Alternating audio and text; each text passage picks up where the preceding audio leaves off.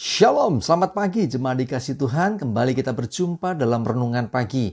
Marilah saya mengajak kita semua pagi ini kembali merenungkan firman Tuhan yang akan menjadi penuntun sekaligus penerang bagi langkah hidup kita. Kita percaya firman-Nya yang memerdekakan kita. Kita juga percaya firman Tuhan yang menjadi pedoman bagi kehidupan kita.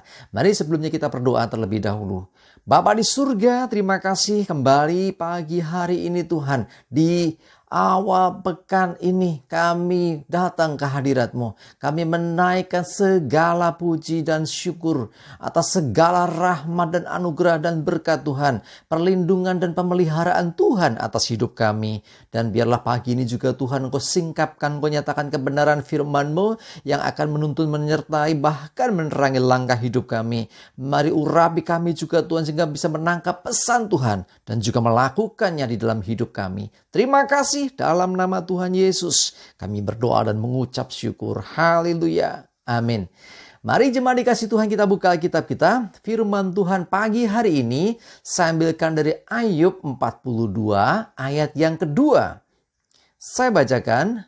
Aku tahu bahwa Engkau sanggup melakukan segala sesuatu dan tidak ada rencanamu yang gagal.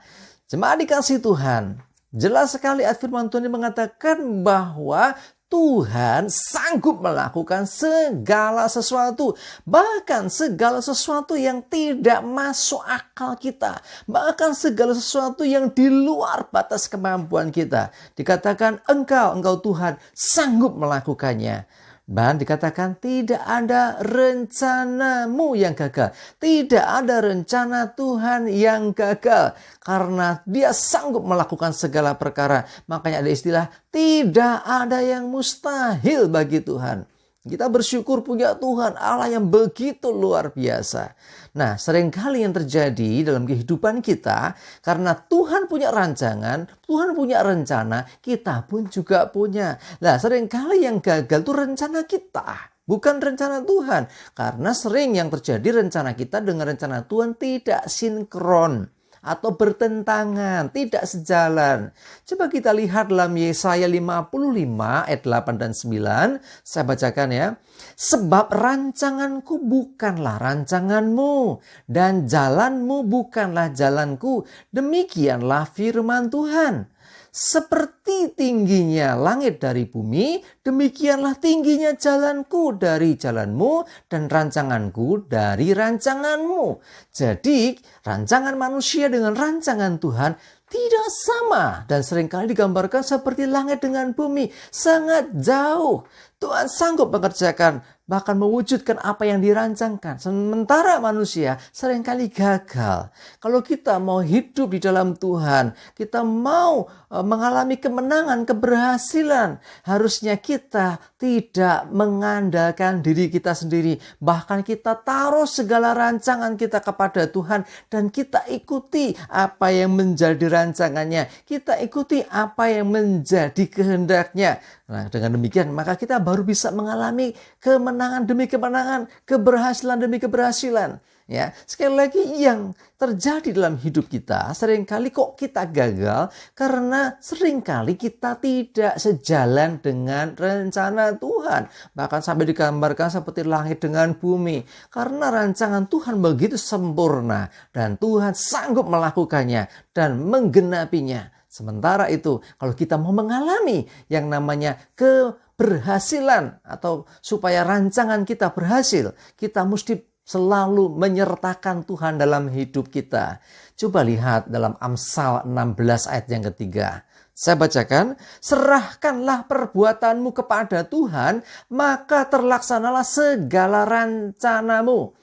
Ya, jadi serahkanlah perbuatanmu kepada Tuhan. Artinya bukan kuat kita, bukan gagah kita, bukan karena rencana kita yang sempurna, tetapi kita mau serahkan segalanya kepada Tuhan. Maka rancangan-rancangan kita, rencana-rencana kita akan terjadi. Kenapa? Kalau kita menyerahkan semua kepada Tuhan dan kita berani berkata, Tuhan datang kerajaanmu, jadi kehendakmu. Jadi artinya kehendak dan rencana Tuhan yang digenapi atas hidup kita.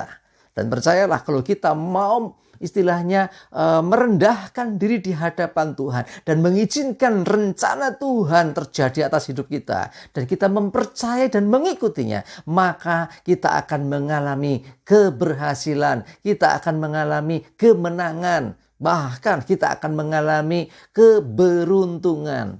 Karena itu cuma dikasih Tuhan, saya mengajak kita semua, ayo belajar mengerti isi hati Tuhan, belajar hidup dalam perkenanan Tuhan, dan mengikuti rencananya. Ya, sekali lagi rancangan Tuhan, rencana Tuhan dengan kita sangat berbeda. Tetapi kalau kita mau merendahkan diri dan mengizinkan Tuhan, biar rencanamu saja yang digenapi, maka kita akan mengalami kemenangan demi kemenangan, keberhasilan demi keberhasilan dalam hidup kita. Jadi bukan oleh gagah kuat kita, bukan kemampuan kita, tetapi mari serahkanlah segala perbuatanmu kepada Tuhan. Apa yang kita kerjakan, apa yang kita melakukan, serahkan dan mulai ikuti Tuhan. Tuhan pasti menolong, Tuhan pasti memimpin, Tuhan pasti menyertai, Tuhan pasti akan memberi kekuatan, Tuhan memberi kemampuan sehingga kita bisa mengalami kemenangan. Karena sekali lagi bahwa rancangan Tuhan yang akan digenapi dan terjadi. Tuhan punya rancangan, Tuhan punya rencana, termasuk untuk hidup saya dan saudara. Tuhan punya rancangan atas hidup kita. Kalau kita mau supaya rancangan terjadi, mari merendahkan diri dan izinkan Tuhan untuk menggenapinya dalam hidup kita. Jangan andalkan kekuatan kita, jangan andalkan, wah rancanganku sempurna, aku sudah memperhitungkan segala sesuatu.